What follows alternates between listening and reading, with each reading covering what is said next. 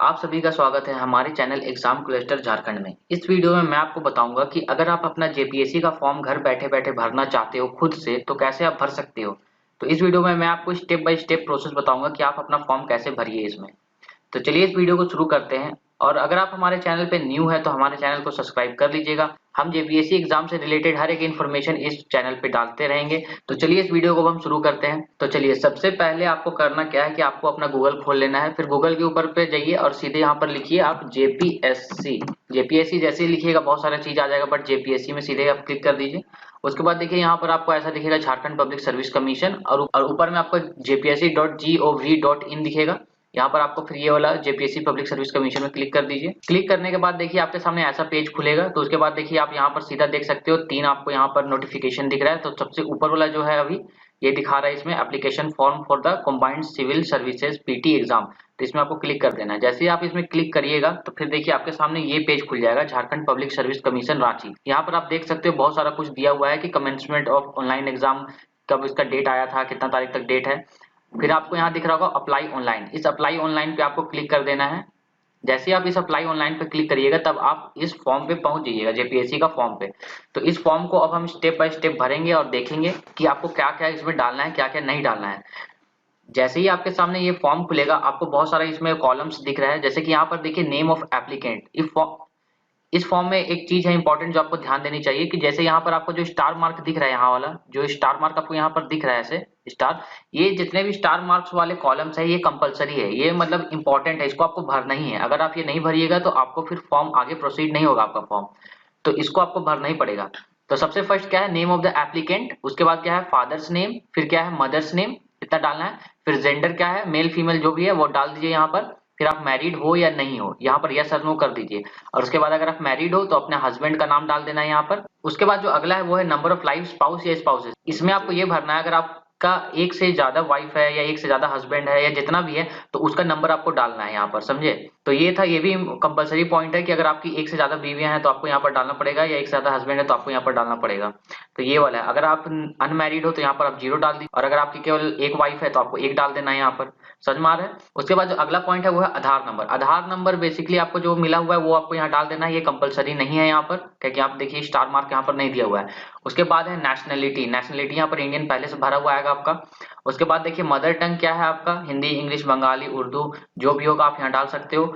उसके बाद देखिए आइडेंटिफिकेशन मार्क। आपके बॉडी में कोई भी आप आइडेंटिफिकेशन मार्क एक यहाँ पर डालना है आपको, केवल एक ही डाल दीजिएगा यहाँ पर, क्योंकि एक का कॉलम दिया हुआ है यहाँ पर। तो एक आइडेंटिफिकेशन मार्क डाल दीजिएगा। ये सब देखिए कॉमन पॉइंट, ये सब देखिए इंपॉर्टेंट पॉइंट्स है, कंपलसरी पॉइंट्स है, क्योंकि सब में देखिए स्टार मार्क्स है यहाँ पर। और उसके बाद देखिए डोमिसाइल स्टेट, आपका कौन सा डोमिसाइल स्टेट है, मतलब आप किस स्टेट से बिलोंग करते हो। तो या तो झारखंड से बिलोंग करते हो तो अदर से बिलोंग करते हो। तो आपको यहाँ पर चूज करना है कि आप झारखंड से हो या अदर दूसरे स्टेट से हो। उसके बाद अगर आपने स्टेट चूज कर लिया यहाँ पर, उसके बाद फिर आपको अपना कैटेगरी चूज करना है।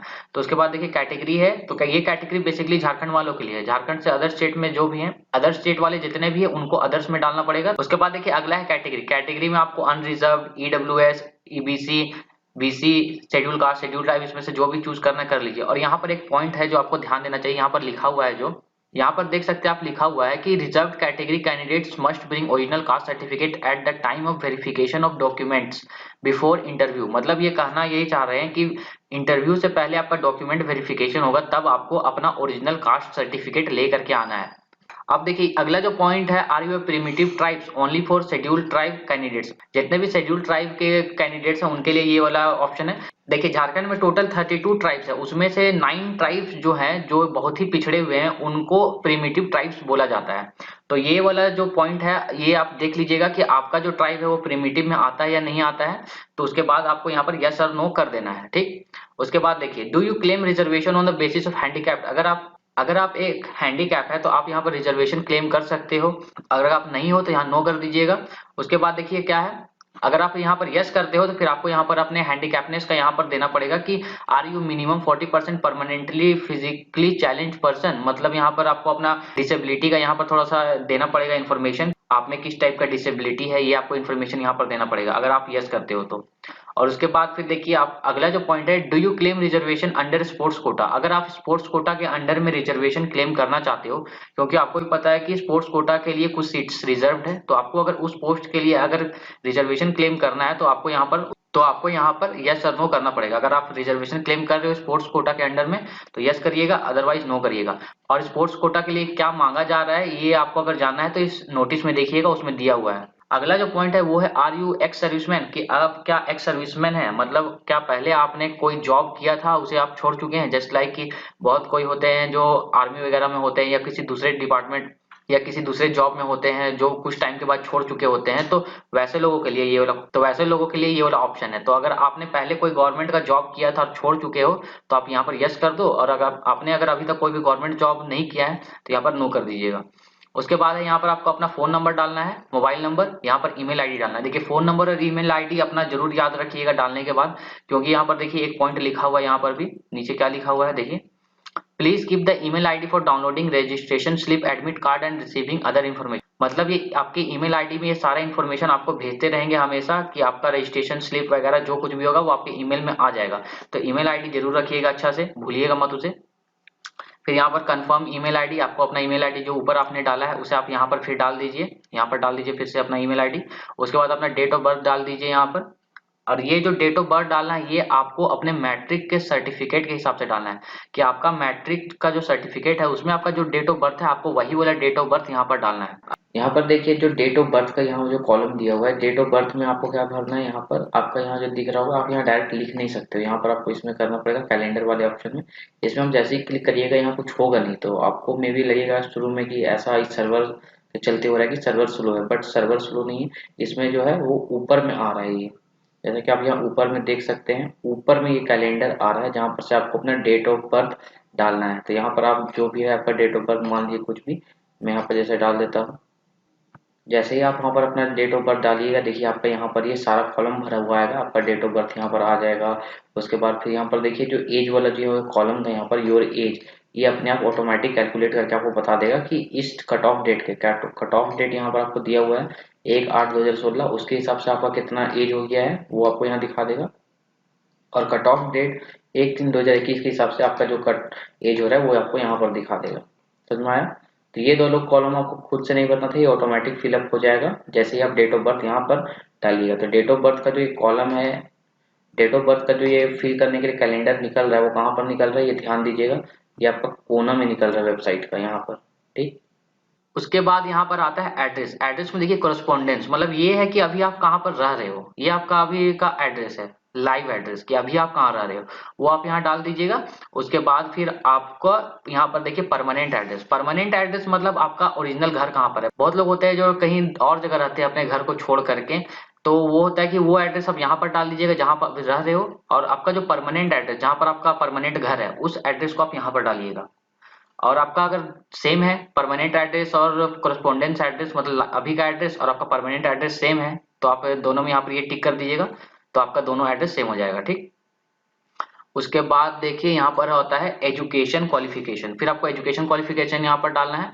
तो एजुकेशन क्वालिफिकेशन डालने के लिए यहाँ पर देखिए क्या है कि बोर्ड यूनिवर्सिटी, कि किस यूनिवर्सिटी से आपने पास किया या बोर्ड। जैसे कि अगर आपने सीबीएसई से पास किया है तो यहाँ पर आप लिख दीजिएगा CBSE, central board of secondary education. उसके बाद फिर टोटल मार्क्स आपको डाल देना है कि आपका टोटल कितने मार्क्स का एग्जाम हुआ था, 10th का 500 का था या 600 का था। फिर आपने उसमें से ऑल ओवर कितना मार्क्स ऑब्टेन किया था। ठीक है, उसके बाद फिर अपना परसेंटेज डाल दीजिएगा यहाँ पर कि आपका कितना परसेंटेज आया। उसके बाद हो गया आपको क्लास या डिवीजन, मतलब first division, second division, third division. और उसके बाद अपना यहाँ पासिंग ईयर आपको डाल देना है कि किस ईयर पे आप पास हुए हो। ये सारा कुछ आपका जो 10th क्लास का मार्कशीट होगा उसमें आपको दिया हुआ होगा, ये आपको डाल देना है। उसके बाद आपका सर्टिफिकेट नंबर भी आपका मार्कशीट में ही दिया हुआ होगा, उसे आपको यहाँ पर डाल देना है। उसके बाद सेम आपको 12th क्लास के लिए भी करना है। 12th क्लास का आपका बोर्ड यूनिवर्सिटी, अगर आपने जैक से, झारखंड एकेडमिक काउंसिल से दिया है तो जैक का आप अगर आपने जैक से दिया है तो आप जैक का यहाँ डाल दीजिए नाम। अगर आपने सीबीएसई से दिया है तो सीबीएसई डाल दीजिए, या किसी और स्टेट से दिया है तो वो डाल दीजिए यहाँ पर। उसके बाद total marks, marks obtain, percentage, division, passing year. और हाँ, यहाँ पर देखिए 10th क्लास में बहुत लोगों ने सीजीपीए वाले सिस्टम से पास किया था, तो जिनका भी सीजीपीए है वहां पर आप ऑनलाइन जा करके यहाँ पर आप जाइए गूगल पे, और यहाँ पर बस करिए आप सीजीपीए कैलकुलेटर लिख दीजिए, सीजीपीए टू परसेंटेज कन्वर्टर आ जाएगा, इसे क्लिक करिएगा। उसके बाद फिर आपको देखिए बहुत सारा यहाँ पर मिल जाएगा जिससे आप अपना सीजीपीए को परसेंट में कैलकुलेट कर सकते हो। जैसे कि 8 सीजीपीए है तो आपका 76% आसपास हो रहा है, 9 सीजीपीए है 9 CGPA है तो 85.5% के आसपास हो रहा है, तो ऐसा आपको यहाँ पर परसेंटेज डालना पड़ेगा। अब देखिए आपको यहाँ पर अपना सीजीपीए को आपको परसेंट में कन्वर्ट करके यहाँ पर डालना पड़ेगा टोटल। और उसके बाद देखिए ग्रेजुएशन का भी आपको डालना है यहाँ पर बोर्ड यूनिवर्सिटी कि आपने किस यूनिवर्सिटी से किया। मान लीजिए आपने रांची यूनिवर्सिटी से किया तो रांची यूनिवर्सिटी का डाल दीजिए, या जो यूनिवर्सिटी से आपने अगर किया है उस यूनिवर्सिटी का यहाँ पर नाम डाल दीजिए। फिर टोटल मार्क्स डाल दीजिए, मार्क्स ऑफ 10 डालिए, परसेंटेज डालिए, क्लास डिवीजन डाल दीजिए, उसके बाद पासिंग ईयर। और देखिए यहाँ पर देखिए जिनका भी सीजीपीए है वो परसेंट में अपना कन्वर्ट कर लीजिएगा, क्योंकि यहाँ पर आपसे परसेंटेज पूछा गया है, सीजीपीए नहीं पूछा गया है। तो परसेंटेज में कैसे कन्वर्ट करना है आपको दिखाया मैंने। यहाँ पर आप सीबीए क्या बोलते हैं सीजीपीए टू परसेंटेज कैलकुलेटर का यूज करके आप कन्वर्ट कर सकते हो। उसके बाद ये भर दीजिएगा यहाँ ग्रेजुएशन वाला यहाँ तक। उसके बाद जो अगला है अदर इफ एनी, उसके बाद अगर ग्रेजुएशन के बाद भी अगर आपने कोई क्वालिफिकेशन हासिल किया है, जैसे कि अगर आपने पोस्ट ग्रेजुएशन भी किया है या उसके अलावा और कोई अदर कोर्स किया है, तो उसके बारे में आप यहाँ पर डाल सकते हो। ये कंपलसरी नहीं है, डालिए चाहे ना डालिए, इससे कोई फर्क नहीं पड़ेगा। ठीक, उसके बाद ये हो गया आपका एजुकेशन क्वालिफिकेशन।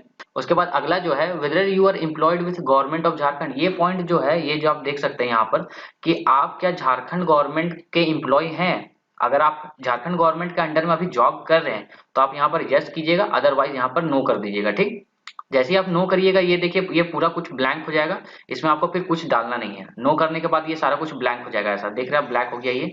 अगर आप यस करते हो तो फिर आपको यहाँ पर डालना पड़ेगा कि आपका नेम ऑफ द पोस्ट, जैसे आप देख सकते हैं नेम ऑफ द पोस्ट कि आप किस पोस्ट पे काम कर रहे हो।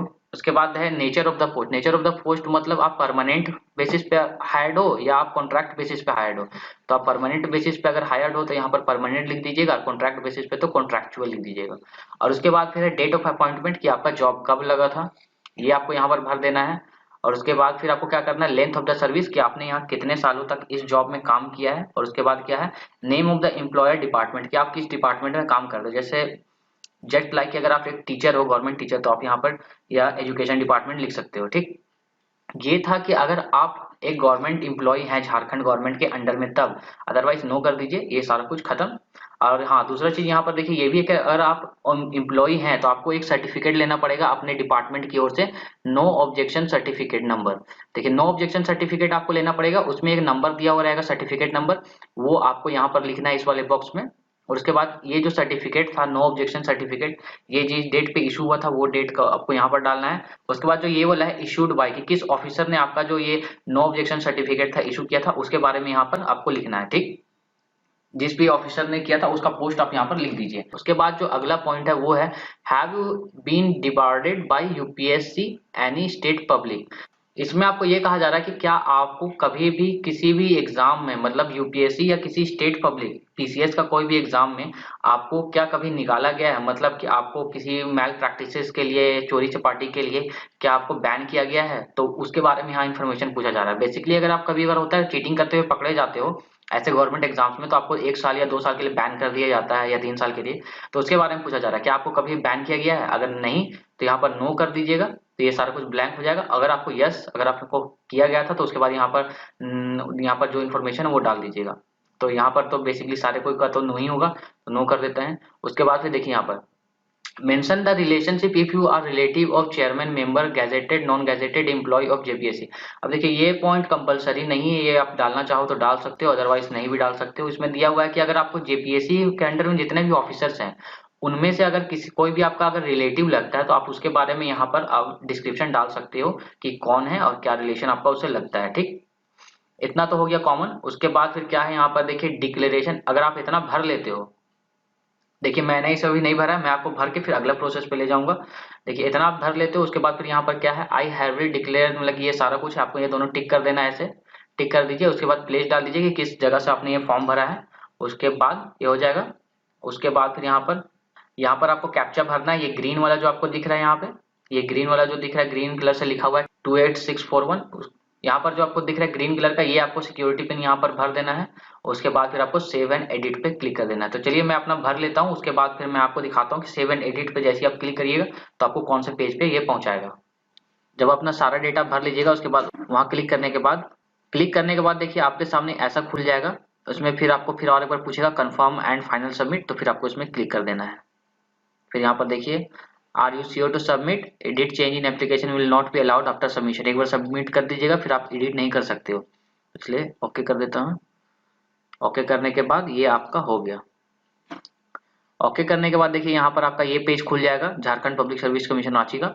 You online registration done successfully, your registration number and password have send to your email ID mobile number you have registered, please re log in and आपने जो ईमेल आईडी और फोन नंबर दिया था उसमें आपका रजिस्ट्रेशन नंबर और password चला गया होगा, तो फिर आपको अब फिर से यहाँ लॉग इन करना पड़ेगा और आपका रजिस्ट्रेशन नंबर पासवर्ड आपके फोन और ईमेल आईडी में चला गया होगा।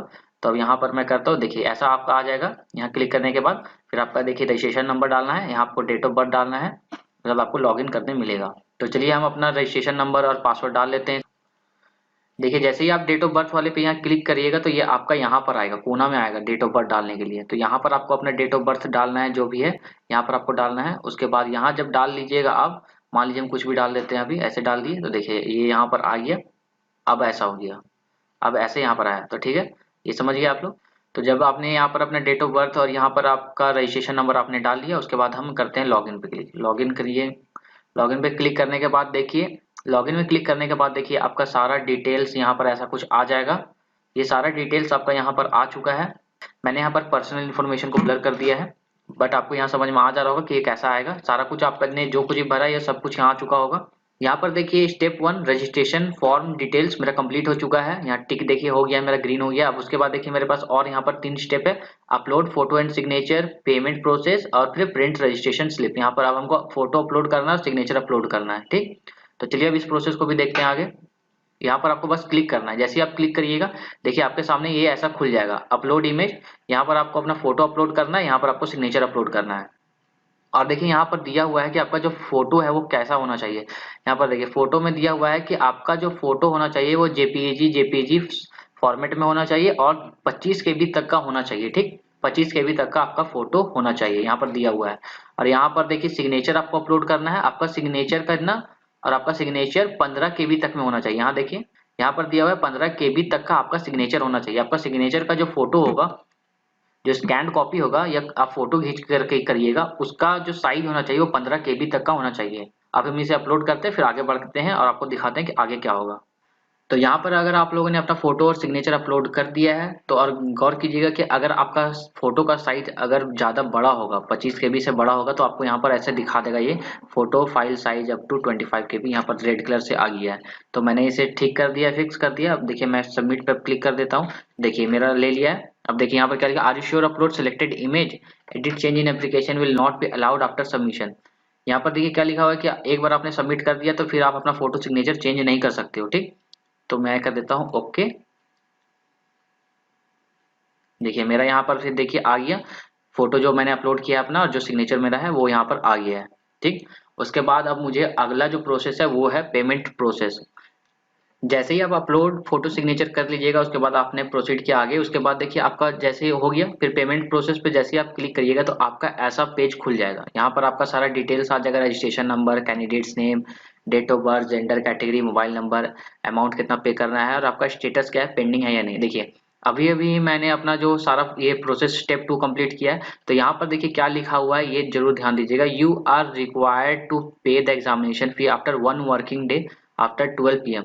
मतलब आपको एक दिन बाद अपना पेमेंट करना है। अभी मैंने जैसे कि अपना रजिस्ट्रेशन कर लिया है तो अभी मुझे पेमेंट नहीं करना है, मुझे एक दिन बाद करना है, एक वर्किंग डे के बाद। और वर्किंग डे को भी ध्यान में रखिएगा कि वर्किंग डे का मतलब होता है जिस दिन ड्यूटी होता है, तो मतलब इसमें वर्किंग डे में संडे काउंट नहीं होता है। तो अगर आपने सैटरडे को फॉर्म भरा है तो आपको फिर मंडे को फिर ट्यूसडे को पेमेंट करना पड़ेगा। तो उसी तरह से यहाँ पर ध्यान दीजिएगा, यहाँ पर लिखा हुआ है यू आर रिक्वायर्ड टू पे एग्जामिनेशन फी आफ्टर 1 वर्किंग डे, एक दिन के बाद आपको पेमेंट करना है।